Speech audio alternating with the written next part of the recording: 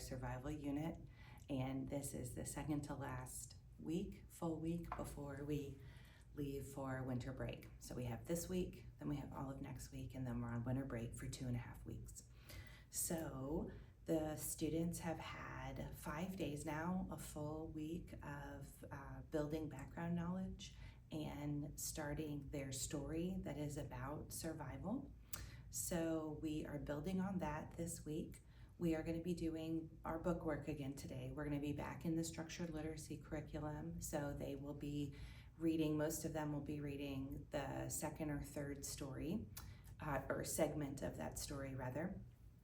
And we are doing as a warm-up today, a watching of a YouTube short about starting a friction fire. After that, they're going to be in their writer's notebooks where they're going to write a brief procedural paragraph telling me how to start a friction fire. First you do this, next you do this, finally you do this.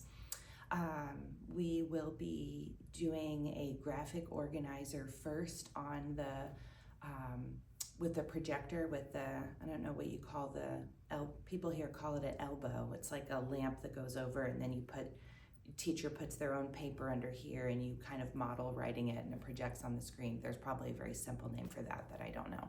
But we're going to be doing that with the elbow today.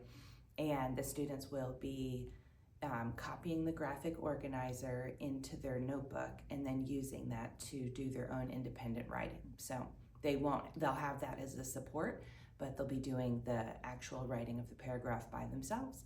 This is a challenge for many of my students, especially after the first 2 or 3 minutes. That's kind of the threshold for them for writing, where I can just watch them kind of turn off. Not all of them. Some of them will be able to sustain for the paragraph, but it is a dynamic I'll be watching out for today. But I do think that, especially after doing last week's work and then watching the very task-specific video that I have chosen for them and working on the graphic organizer together, that those will be enough supports for most of them to be able to kind of dig into this task.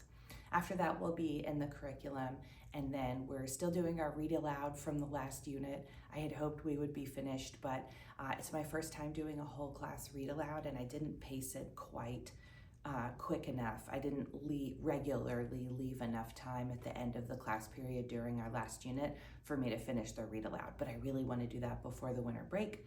So our closing today is read aloud, and I usually give them Play-Doh to just have at their desk and do something tactile while they're listening to the read aloud.